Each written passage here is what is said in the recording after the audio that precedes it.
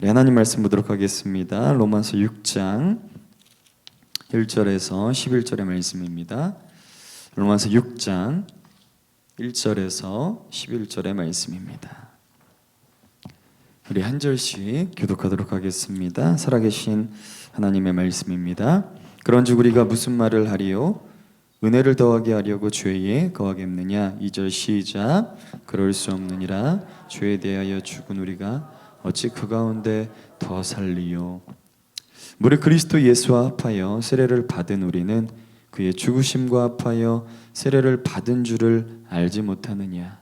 그러므로 우리가 그의 죽으심과 합하여 세례를 받음으로 그와 함께 장사되었나니 이는 아버지의 영광으로 말미암아 그리스도로 죽은 자 가운데서 살리심과 같이 우리로 또한 새 생명 가운데서 행하게 하려 함이라.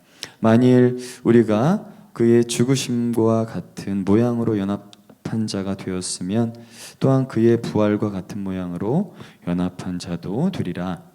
우리가 알거니와 우리의 옛사람이 예수와 함께 십자가에 못 박힌 것은 죄 몸이 죽어 다시는 우리가 죄에게 종노릇하지 아니하려 함이니 이는 죽은 자가 죄에서 벗어나 의롭다 하심을 얻었음이라. 만일 우리가 그리스도와 함께 죽었으면 또한 그와 함께 살 줄을 믿노니 이는 그리스도께서 죽은 자 가운데서 살아나셨음에 다시 죽지 아니하시고 사망이 다시 그를 주장하지 못할 줄을 알미로라. 그가 죽으심은 죄에 대하여 단번에 죽으심이요 그가 살아계심은 하나님께 대하여 살아계심이니. 우리 함께 읽도록 합니다. 이와 같이 너희도 너희 자신을 죄에 대하여 죽은 자요 그리스도 예수 안에서 하나님께 대하여는 살아있는 자로 여길지어다. 아멘. 할렐루야. 아멘. 오늘 하루도 우리 모두가 말씀 충만하여 성령 충만할 수 있기를 간절히 소망합니다. 저는 본문 말씀을 가지고 은혜와 씨름하라. 뭐와 씨름하라? 은혜와 씨름하라 라는 제목으로 함께 하나님의 말씀을 나누도록 하겠습니다. 여러분 다 믿음으로 구원 받으셨습니까? 아멘. 여기서 아멘 안 하시면 피차가 굉장히 힘든데 우리는 은혜로 믿음으로 말미암아 구원의 선물을 얻게 되었습니다. 그런데 여러분 구원에는 두 가지 조건이 있어야 한다고 합니다. 첫 번째는 인간을 구원할 수 있는 자는 인간이 아니어야 된다는 거예요. 그 이유는 여러분 우리는 죄인이죠. 죄인은 어떻게 됩니까? 다 죽잖아요. 죽을 죄인을 구원할 수 없기 때문이에요. 물에 빠진 사람은요 누가 구할 수 있습니까? 물에 빠진 사람이 구하는 것이 아니라 물 밖에 있는 사람만이 구해줄 수 있듯이 죄인이 죄인을 구원하는 것이 아니라 의인이 죄인을 구원하는 것입니다. 이것이 구원의 첫 번째 조건이에요. 자, 하울링이 좀 많이 일어나는데 자, 마이크를 좀 바꾸겠습니다. 그럼 죄송합니다. 자, 모니터 볼륨을 좀 낮춰주세요. 이게 너무 커서 제가 마이크를 안 잡았거든요. 네. 자, 구원의 두 번째 조건은 그럼에도 불구하고 신이 아니라 인간이어야 된다는 거예요. 그 이유는 신이 인간을 구원한다면 그것은 신이라고 하는 절대 주권을 가지고 일하는 것이기 때문에 우리 편에서는 그 구원 자체를 은혜로 여기는 것이 아니라 강압적으로 느낄 수가 있어요. 인간에게 가장 중요한 건 무엇입니까? 스스로 무언가를 선택하고 그리고 포기할 수 있는 자유의지인데 신이기에 인간이 원하지 않는 무언가를 한다는 것은 아무리 좋은 것이라고 하더라도 인간은 싫어할 수 있다는 거예요. 여러분, 우리가 아무리 좋은 것을 자녀에게 주려고 해도 자녀가 싫으면 어떻게 해요? 싫은 거죠. 나쁜 겁니다. 결국 죄인된 인간을 구원할 수 있는 자는 인성과 그리고 신성을 동시에 지닌 분이 감당하셔야 하는데 세상의 역사 가운데 여러분, 인성과 신성을 동시에 이야기하는 분이 누구인가요? 누구였나요? 예수 그리스도밖에 없었습니다. 그러니까 50%의 인성과 50%의 신성이 아니라 100%의 인성과 100%의 신성을 가지고 계셨던 분은 오직 예수 그리스도밖에 없었어요. 하나님의 아들, 다시 말하면 하나님께서 육신의 몸을 입고 이 땅 가운데 오셨다라는 것입니다. 여러분, 신이라면 천상에서, 하늘에서 뭐 이래라 저래라 하셨을 수도 있었을 텐데, 아니 도대체 무슨 사연이 있으셨길래 인간의 몸을 입고 이 땅 가운데 오셔야만 했던 것인가? 그것은 바로 죽음의 늪과 절망의 늪에 빠져있는 우리에게 값으로는 도저히 매길 수 없는 은혜로 우리에게 믿음을 더해 주기 위해서 오셨습니다. 죄의 구렁텅이로 빠져들고 있는 우리에게 친히 오셔서 인간의 모습과 인간의 언어로 당신의 복음을 선포하셨다라는 거예요.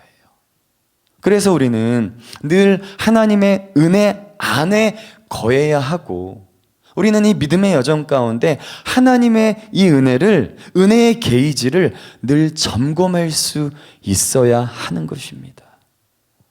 가끔 성도님들과 이야기를 하다 보면 늘 자신의 연약함과 부족함, 그리고 죄에 대해서 씨름을 하고 있다라고 이야기하시는 분들이 가끔 계세요. 그러나 여러분, 우리는 죄와 씨름하는 자들이 아니라 은혜와 씨름하는 자들입니다. 죄가 우리의 인생 가운데, 믿음의 여정 가운데 왕노릇하는 자들이 아니라 은혜로, 믿음으로 말미암아 구원의 선물을 받은 자들이기에 죄의 무게가 아니라 은혜의 무게로, 죄의 무게가 아니라 은혜의 무게로 살아가야 하는 자들인 거예요. 오늘 말씀을 통해 현재 우리의 영적 상태를 함께 같이 점검하며 우리가 어떠한 소망을 가지고 살아야 하는지 말씀을 통해서 함께 같이 알아가 보도록 하겠습니다. 우리 본문 1절과 2절의 말씀을 우리 함께 같이 읽도록 합니다. 시작. 그런즉 우리가 무슨 말을 하리요? 은혜를 더하게 하려고 죄에 거하겠느냐? 그럴 수 없느니라.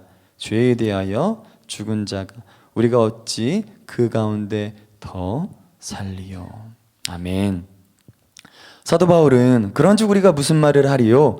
은혜를 더하게 하려고 죄에 거하겠느냐? 라는 질문으로 로마서 6장을 시작합니다. 그리고 이에 대해 사도 바울은 뭐라고요? 뭐라고 대답합니까? 그럴 수 있다 없다? 없다라고 대답을 하는 거예요. 사도 바울은 왜 서두에 질문을 하고 바로 이어서 답변을 하게 되었는가? 그 이유는 로마서 5장 20절에 죄가 더한 곳에 은혜가 넘쳤다라는 말을 받아서 질문을 한 것이기 때문입니다. 여러분, 죄를 많이 지은 사람일수록 죄를 사해 주시는 은혜는 더욱 크게 느껴지는 것이고, 그죠? 빛을 많이 지은 사람일수록 빛이 탕감되었을 때, 내가 막 100만 불, 200만 불의 빛이 있어요. 그런데 어떤 사람이 혜성같이 우리 인생 가운데 등장을 해서는 우리의 빛을 탕감해 주는 거예요. 아무런 조건과 이유 없이. 그럴 때에 경험되어지는 은혜가 작을까요? 클까요? 크죠. 그런 은혜는 커지게 되어 있습니다. 그래서 죄가 넘친 곳에 은혜가 더욱 넘쳤다라는 말씀은 예수 그리스도께서 십자가의 죽음과 부활로 이루신 그 구원은 우리의 모든 죄를 정결케 하고 회복하게 할 만큼 크다는 것을 의미하는 것입니다. 그런데 죄가 더한 곳에 은혜가 더욱 넘친다라는 이 말씀을 오해해서, 왜곡해서, 그렇다면 은혜 가운데 있기 위해서는 아니 계속해서 죄를 지어도 되겠네? 라는 질문이 성도들 사이에서 있게 된 거예요. 여러분, 은혜를 더 경험하기 위해서 죄 가운데 머물러 있으려는 생각은 은혜가 정말 무엇인지 모르는 자들의 고백입니다. 죽음에서 생명을 얻게 되는 은혜를 경험한 사람이라면 죄에 거하는 삶의 모습이 아니라 변화된 삶의 모습이 나타나야 하는 줄 믿습니다. 마치 이런 거예요. 한 아이가 학교에서 다쳤습니다. 상상을 한번 해보는 거예요. 한 아이가 학교에서 다치게 되었는데 평소에는 그렇게나 무뚝뚝했던 아빠가 자신을 지극정성으로 돌보는 모습을 보게 되었어요. 심지어는 누워서 막 신음소리를 내며 아파하는 자신에게 평소에는 아무 말씀을 안 했던 아빠가 사랑한다라고 이렇게 이야기하면서 너무나 스윗한 아빠의 모습을 이 아이가 보게 되었습니다. 시간이 지나 아이는 다시 학교를 갈 정도로 몸이 회복이 되었는데 이제 더 이상 아빠가 자신을 사랑한다라고 그리고 스윗한 모습을 보여주지 않는 거예요. 이 아이에게. 그래서 이 아이는 이렇게 생각을 하는 겁니다. 아, 내가 내 몸을 학대하고 다치게 하면 아빠의 사랑을 받을 수 있고 그 사랑을 확인할 수 있을 거야. 이렇게 아이가 생각을 하게 됩니다. 그때부터 이 아이가 자신의 몸을 학대하는 겁니다. 높은 곳에서 막 떨어지기도 하고 얼마나 아프겠어요? 넘어지기도 하고 친구들과 싸우면서 얼굴에 막 멍이 들기도 하고. 여러분, 이 아이가 아빠의 사랑을 받고 그 사랑을 확인하는 방법이 옳은 건가요? 옳지 않은 행동인 것이죠. 아빠의 사랑을 진정으로 알고 경험한 자녀라면 자신을 학대하는 것이 아니라 자신을 사랑할 줄 알고 자신을 사랑하는 그 아빠를, 부모를 사랑할 줄 아는 것이죠. 여러분, 영적인 세계도 마찬가지입니다. 은혜를 더하게 하려고 죄 가운데 머물러 있어야 한다는 건 은혜를 진짜 경험하지 못해서 그 은혜를 알지 못하는 자들의 고백이에요. 여러분, 우리는 죄에 대해서 죽었습니다. 아멘. 마치 죽은 것처럼 사는 자들이 아니라 정말 죄에 대해서는 죽었어요. 죽은 사람은 죄에 대해서 반응할 수 있습니까? 없습니까? 네, 없어요. 아무리 1톤 트럭을 갖다 부어도 반응할 수가 없습니다. 왜요? 죄에 대해서는 이미 죽었기 때문에. 그러나 우리는 세상과 그리고 천상에 겹치는 이 영역 속에서 살고 있기 때문에 옛사람에 대한 희미한 그림자가 남아 있습니다. 그래서 이 믿음의 여정 가운데 죄로 인해 흔들리고 때로는 넘어질 수 있어요. 그러나 예전과 같이 죄 때문에 무너지고 쓰러지지는 않는다라는 것입니다. 수많은 그리스도인들이 이 믿음의 여정을 걸으면서 이런 많은 질문들을 합니다. 나는 은혜로 믿음으로 말미암아 구원을 받았고 하나님의 자녀가 되었음에도 불구하고 왜 여전히 죄의 유혹에 흔들리고 넘어지는가? 이런 질문을 스스로에게 할 때가 참 많아요. 여러분, 죄의 유혹이 거부할 수 없을 만큼 강력해서도 아니고 사단의 공격이 너무 강해서도 아닙니다. 물론 이 공중권세를 잡은 자는 누구입니까? 악한 영이죠. 그러나 그 악한 영의 공격이 너무나 강해서 죄의 유혹에 흔들리거나 우리가 넘어지는 것이 아니에요. 죄의 권세, 죄의 유혹보다 압도적으로 강한 것이 하나님의 값으로는 도저히 매길 수 없는 은혜입니다. 그러나 여전히 죄의 유혹에 흔들리는 이유는 내 안에 하나님의 은혜를 온전히 채우지 않고 내가 살고 있기 때문이에요. 하나님의 은혜가 우리의 이성과 지성으로 이해될 뿐이지 내 영혼의 살과 피가 되지 못하기 때문인 것이죠. 여러분, 영혼의 살과 피를 내가 정말 채우지 못하니까, 찌우지 못하니까 죄의 유혹 앞에서 어떻게 됩니까? 점점 더 작아지는 것이고, 나는 구원받은 하나님의 자녀인가라고 하는 괴리감에 빠지는 것입니다.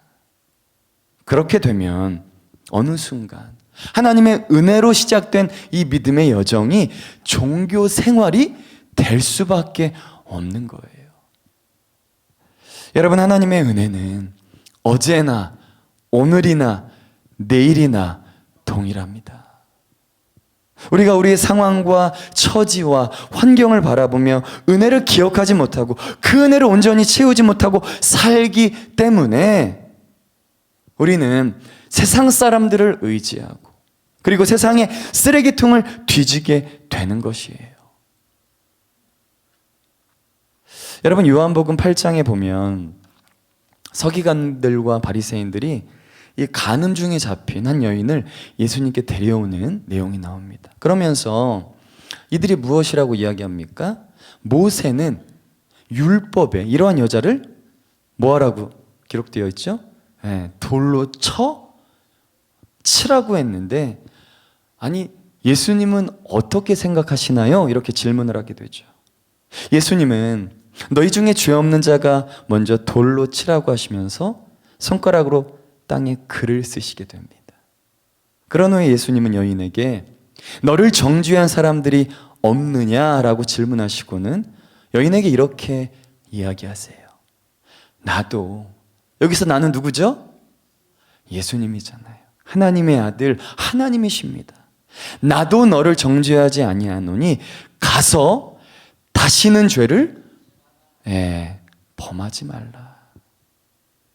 여러분, 예수님은 여인에게, 간음하다 잡힌 여인에게 내가 너를 정죄한 것이 아니라 사죄하였으니 죄의 사함을 받은 은혜만을 누리는 것이 아니라 다시는 이 죄를 범하지 말라라고까지 말씀하셨어요. 다시는 내가 너에게 베푼 그 은혜를 쏟지 말라라는 것이죠. 은혜를 은혜되게 하는 삶을 주님은 저와 여러분에게 말씀하고 계십니다. 하나님의 은혜가 경험되어지죠. 예배를 통해, 그리고 말씀을 통해, 기도를 통해 은혜가 경험되어집니다. 그런데 이 믿음의 여정을 걷다 보면 우리가 때로는 입술로, 행동으로 그 은혜를, 받은 은혜를 땅에 들이부을 때가 있나요? 없나요? 하나님의 은혜가 너무나 충만한데 이 새치혀 때문에 우리의 감정과 연약한 행동 때문에 하나님의 은혜를 쏟아버릴 때가 있어요.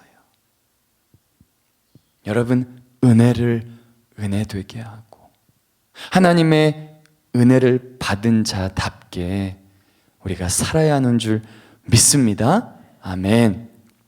로마서 5장 2절에 이런 고백이 있습니다. 우리 함께 읽도록 합니다.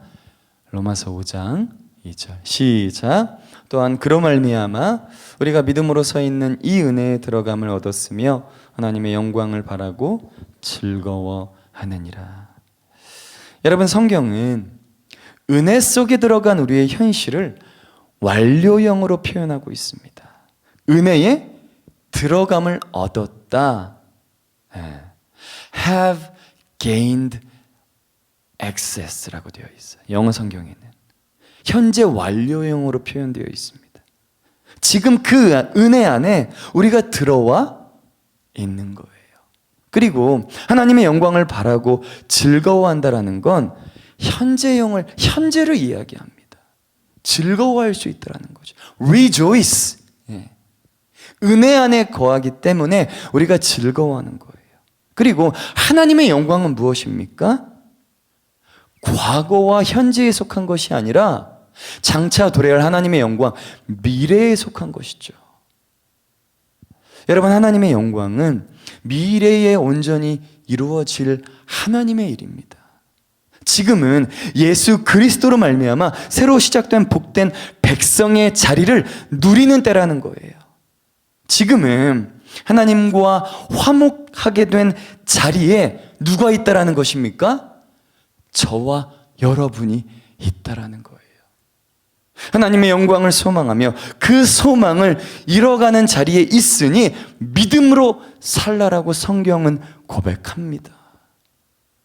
여러분, 하나님의 은혜로 믿음으로 말미암아 살아가는 우리 모두가 되기를 간절히 소망합니다. 아멘. 우리 본문 로마서 6장 3절에서 5절의 말씀을 우리 함께 읽도록 하겠습니다. 3절입니다. 시작. 무릇 그리스도 예수와 합하여 세례를 받은 우리는 그의 죽으심과 합하여 세례를 받은 줄을 알지 못하느냐.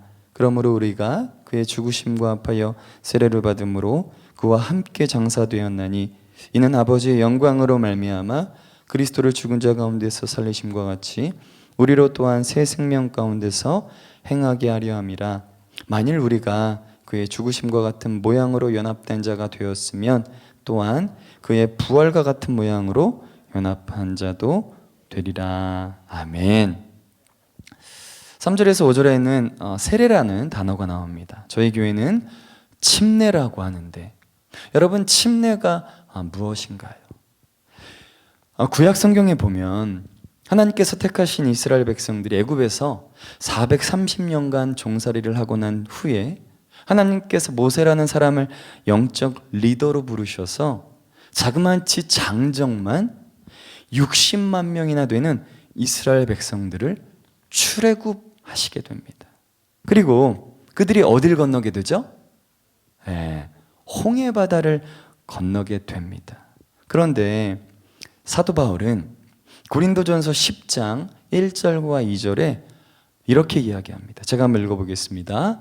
고린도전서 10장 1절과 2절입니다. 형제들아, 너희가 알지 못하기를 내가 원치 아니하노니 우리 조상들이 다 구름 아래 있고 바다 가운데로 지나며 모세에게 속하여 다 구름과 바다에서 세례를 받고. 아멘.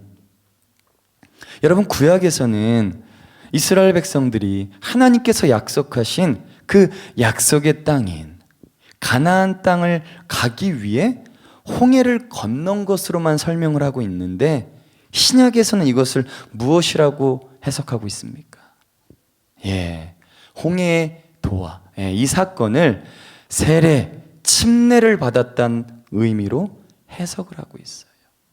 그래서 우리가 예수 그리스도를 영접하고 세례를 받는다는 것은 예수 그리스도의 십자가의 죽음과 부활을 내가 믿음으로 연합하여 이제는 죄에 대해서는 뭐 하는 거예요?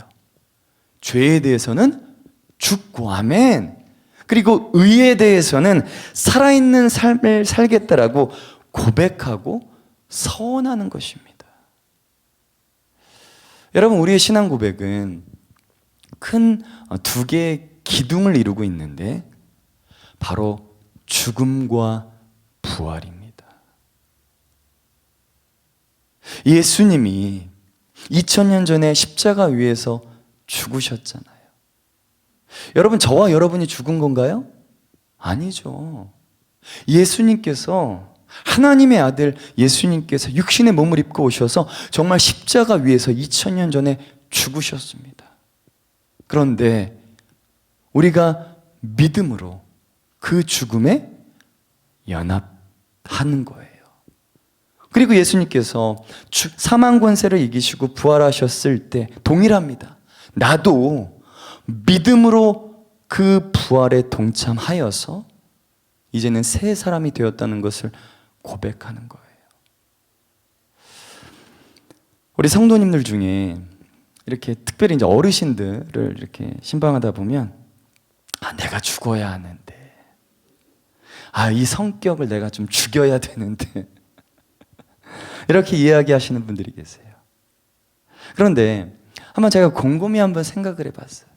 내가 죽어야 되는데, 내 이 못난 성격이 좀 죽어야지 자녀들하고 좀 이렇게 원만한 관계를 이룰 텐데 라고 했을 때, 그렇게 이야기하면 내가 정말 죽을 수 있나요, 없나요?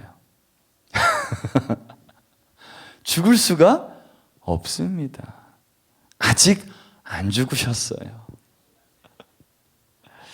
여러분, 우리가 의지적이고 그리고 어떤 도덕적인 결단으로는 우리의 옛사람이, 옛자아가 결코 죽지 않습니다.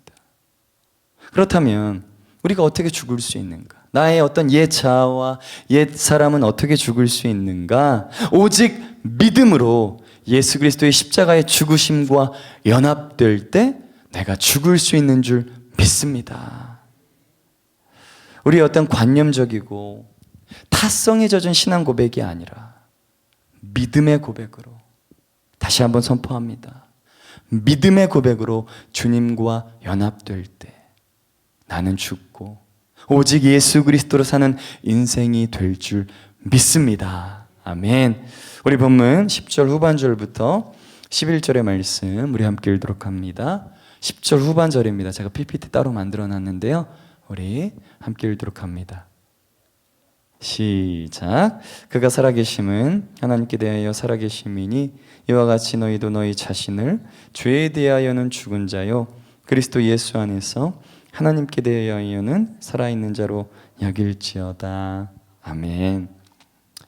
여러분, 우리는 죄에 대해서 죽은 자이고 그리고 하나님에 대해서는 산 자들입니다.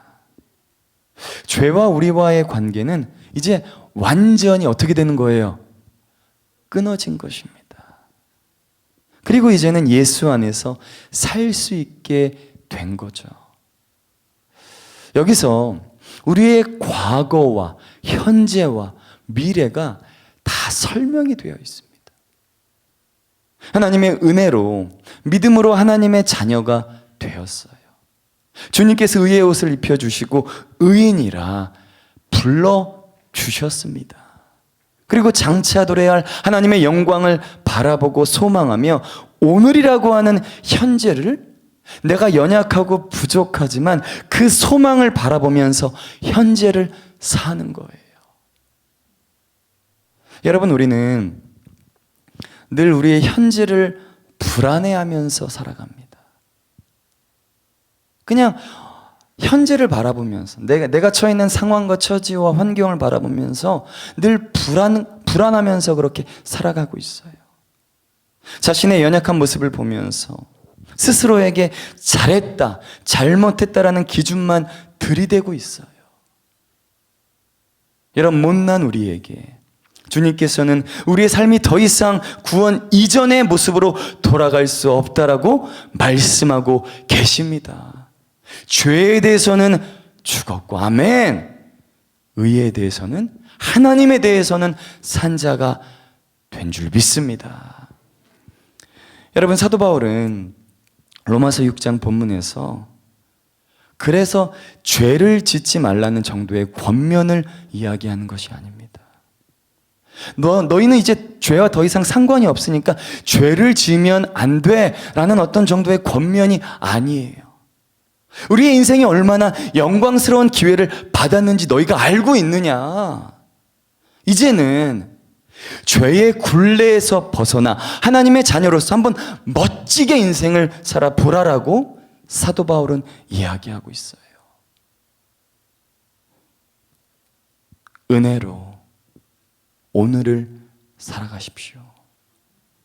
하나님의 자녀로서 지금 무엇을 하고 있는지, 그리고 장차 도래할 하나님의 영광을 소망하며 어디를 향해 달려가고 있는지를 아는 자답게 하나님의 자녀로서 그런 넉넉함을 유지하면서 승리를 선포하면서 살아갈 수 있어야 합니다. 단지 죄와 씨름하는 인생이 아니라 은혜와 씨름하는 인생을 넉넉히 살아내는 저의 여러분이 되기를 간절히 소망하고 축복합니다. 아멘.